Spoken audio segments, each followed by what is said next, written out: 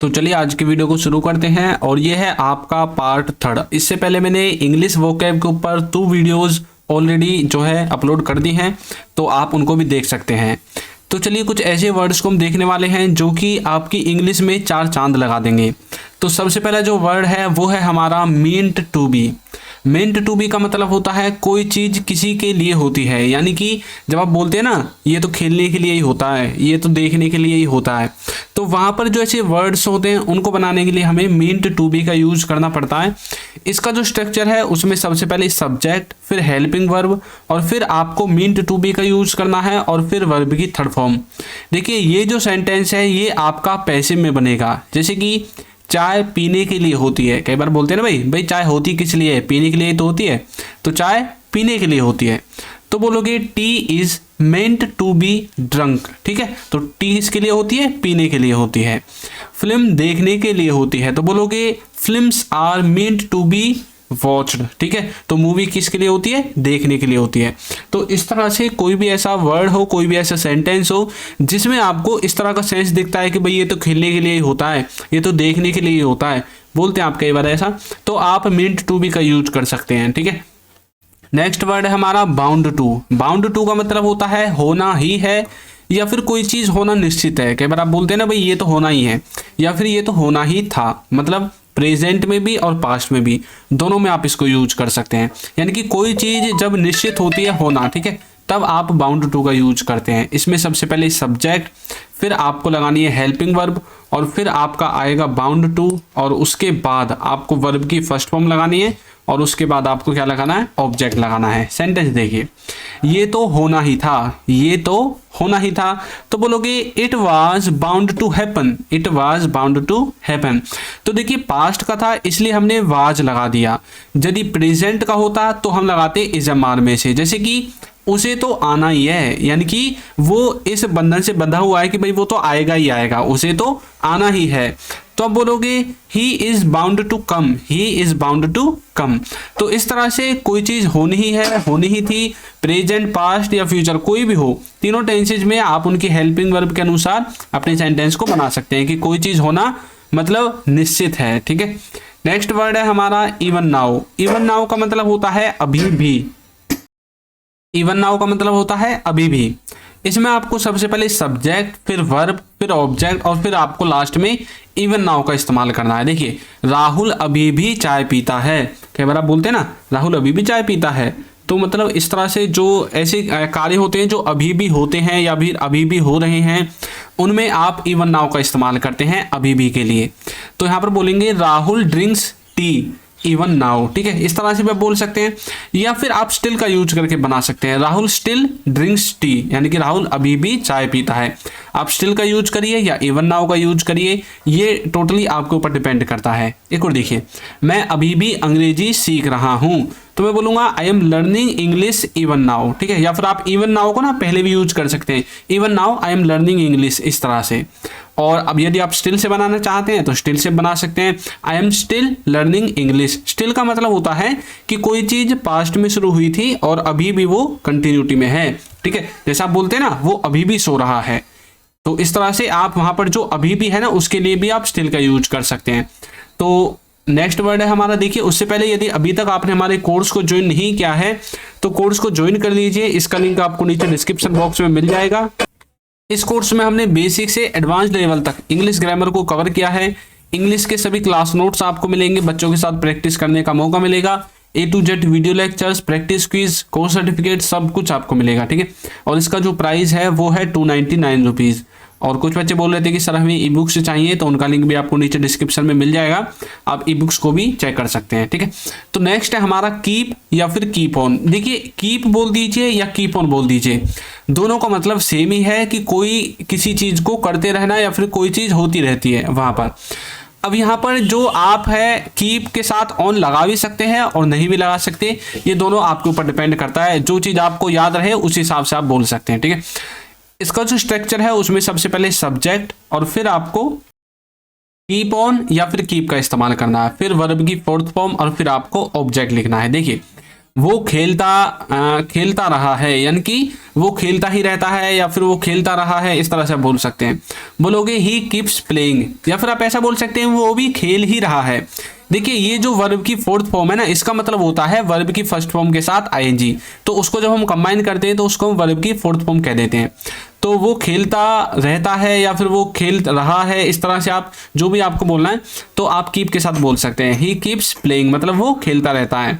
राहुल सारी रात मोबाइल चलाता रहता है, राहुल सारी रात मोबाइल चलाता रहता है। तो बोलोगे Rahul keeps operating mobile through out the night. ठीक है, थ्रू आउट का मतलब होता है सारी रात, सारा दिन, यानी कि जो सारा होता है ना मतलब पूरा समय, उसमें आप थ्रू आउट का यूज कर सकते हैं। तो ऊपर वाला जो सेंटेंस था और नीचे वाला जो सेंटेंस है, ये दोनों ही सेंटेंस आपके प्रेजेंट इंडेफिनिट के हैं। नेक्स्ट है, देखिए कीप को ना हम सेकंड फॉर्म के रूप में या फिर थर्ड फॉर्म के रूप में भी यूज करते हैं। ठीक है, तो उसी का रूप है केप्ट ऑन। केप्ट ऑन का मतलब होता है करते रहा, कि पास्ट में कोई किसी काम को करते रहा। वहां पर आपको सबसे पहले सब्जेक्ट और फिर जो कीप है ना उसकी सिर्फ फॉर्म चेंज करनी है, केप्ट ऑन कर देना है, वर्ब की फोर्थ फॉर्म और फिर ऑब्जेक्ट। देखिए राहुल पूरे दिन इंग्लिश ही पढ़ता रहा, तो बोलेंगे Rahul kept on learning English through out the day. Rahul kept on learning English through out the day. वो उसे देखता ही रहा, तो बोलेंगे he kept on watching that. अब उसे मतलब किसी मूवी वगैरह की बात हो सकती है या फिर किसी ऐसी चीज की बात हो सकती है जिसको वो देखता ही रहा। ठीक है, तो नेक्स्ट वर्ड है हमारा बाउंड टू। बाउंड टू का मतलब बाउंड बाई है, सॉरी टू नहीं है, बाउंड बाई है। एक बाउंड टू भी होता है, उसको मैं आगे बताऊंगा। बाउंड बाय का मतलब होता है कि कोई किसी से बंधा हुआ है, यानी कि कोई किसी से बंधा हुआ है और मजबूर है उस कार्य को करने के लिए, तब आप बाउंड बाय का यूज करते हैं। इसमें आपको सबसे पहले सब्जेक्ट, फिर आपको हेल्पिंग वर्ब, बाउंड बाय और फिर आपको OW मतलब अदर वर्ड्स यूज करने हैं। देखिए मैं उससे बंधा हुआ हूं, तो मैं बोलूंगा I bound by her, I bound by her. और यदि आपको पास्ट में इसको बनाना है तो आप जो है बाउंड की फॉर्म को चेंज कर सकते हैं, आई बाउंडेड बाई हर। ठीक है, पापा काम से बंधे हुए हैं, मतलब पापा काम से बंधे हुए मरना आ जाते हैं। कई बार ऐसा होता ना है कि भाई आपको कहीं पर जाना होता है और वहां पर आप पहुंच नहीं पाते, तो आप बोलते हैं यार पापा आ जाते, पर पापा को काम था, यानी कि वो काम से बंधे हुए थे इसलिए नहीं आए। अब बंधने का मतलब ये नहीं है रस्से से बांध रखा है, मतलब काम से घिरे हुए थे, काम करने की वजह से नहीं आए, ऐसा कुछ हो सकता है। तो आप बोलोगे पापा बाउंड बाय द वर्क, पापा काम से बंधे हुए थे, या फिर पापा बाउंडेड बाय द वर्क, ये आपका पास्ट के लिए हो जाएगा। ठीक है, नेक्स्ट है ऑल्सो। ऑल्सो का मतलब होता है भी, यानी कि आप भी किसी चीज को करते हैं, किसी काम को करते हैं। इसमें आप सबसे पहले सब्जेक्ट, हेल्पिंग वर्ब, ऑल्सो, फिर वर्ब और फिर आपको अदर वर्ड्स लिखना है। देखिए वह भी सो रहा है, वह भी सो रहा है, तो बोलोगे he is also sleeping, he is also sleeping. पापा भी आ रहे हैं, तो बोलोगे पापा इज ऑल्सो कमिंग। तो मतलब कई बार ऐसा होता ना कि भाई आप बोलते भाई वो भी आ रहा है, मैं तो आ रहा हूँ, वो भी आ रहा है मेरे साथ, तो आप वहां पर जो भी वर्ड है ना इसके लिए आप किसका यूज कर सकते हैं, ऑल्सो का यूज कर सकते हैं। नेक्स्ट वर्ड है हमारा on the other hand. On the other hand का मतलब होता है दूसरी तरफ। इसमें आपको पहले फर्स्ट वर्ग लिखना है, फिर ऑन द अदर हैंड और फिर आपका जो सेकंड वर्ग है उसको लिखना है। देखिए वह फोन चला रहा है लेकिन दूसरी तरफ वो पढ़ रहा है, यानी कि ऐसा होता है अभी आज का डिजिटल जमाना है कि फोन चलाते चलाते पढ़ते हैं, मतलब आपको देखने में तो ऐसा लग रहा है कि वो फोन चला रहा है लेकिन असलियत ये है कि वो पढ़ ही रहा है। तो बोलोगे he is operating phone but on the other hand he studies. ठीक है, पापा टीवी देख रहे थे लेकिन दूसरी तरफ उन्हें काम करना था, तो बोलोगे papa watch watching TV but on the other hand he had to do work, he had to do work. Had to का मतलब होता है कोई काम करना था पास्ट में, ठीक है, या फिर आपको कोई काम करना पड़ा, वहां पर आप हैड के साथ टू का यूज करते हैं। और यदि प्रेजेंट में कोई काम करना है तो आप जानते हैं हैज हैव के साथ हम टू का यूज करते हैं। ठीक है, नेक्स्ट है राइट अवे। राइट अवे का मतलब होता है अभी के अभी, यानी कि बिल्कुल अभी, या फिर आप बोल सकते हैं फौरन। इसमें आपको जो स्ट्रक्चर है उसमें सबसे पहले subject, helping verb, verb, other words और फिर आपको राइट अवे का यूज करना है। देखिए वह अभी आएगा, कई बार आप बोलते हैं ना वो अभी आएगा, अभी के अभी आएगा, या फिर बिल्कुल अभी आएगा, या फिर वो फौरन आएगा, तब बोल सकते हैं he will come right away, he will come right away.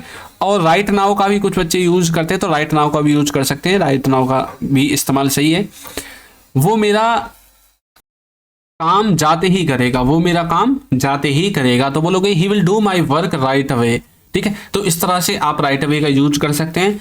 अभी के अभी, बिल्कुल अभी, या फिर फौरन, यानी कि अभी कर देगा, तुरंत कर देगा, ठीक है। तो आपको राइट अवे का यूज करना है। नेक्स्ट है इवन देन। इवन देन का मतलब होता है फिर भी। इवन देन का मतलब होता है फिर भी। इसमें सबसे पहले आपको पहला वाला सेंटेंस, फिर इवन देन, और फिर दूसरा वाला सेंटेंस। देखिए, मैं बुरा हूँ फिर भी मैं आऊँगा, यानी कि आप उनके लिए बुरे हैं लेकिन फिर भी आप बोल रहे हैं भाई मैं फिर भी मतलब उनके लिए बुरा हूँ लेकिन मैं फिर भी आऊँगा। तो बोलोगे आई एम बैड बॉय, यानी कि मैं बुरा लड़का हूँ। इवन देन, फिर भी, आई विल गो देयर, मैं आऊँगा, जाऊँगा। देखिए यहाँ पर जाऊँगा है, यहाँ पर गो, तो मतलब क्या करूँगा, आई विल गो देयर, मैं वहाँ फिर भी जाऊँगा, ठीक है। तो इस तरह से आप यूज कर सकते हैं। वह अमीर है फिर भी ईमानदार है, तो बोलोगे he is rich even then he is honest, वह अमीर है फिर भी क्या है, ईमानदार है। तो इस तरह से आप इवन देन का यूज कर सकते हैं। अब चलिए आपकी प्रैक्टिस के लिए एक सेंटेंस देता हूँ। हमें अंग्रेजी सीखना ही है, हमें अंग्रेजी सीखना ही है, यानी कि मैं आपको हिंट दे देता हूँ कैसे बनेगा।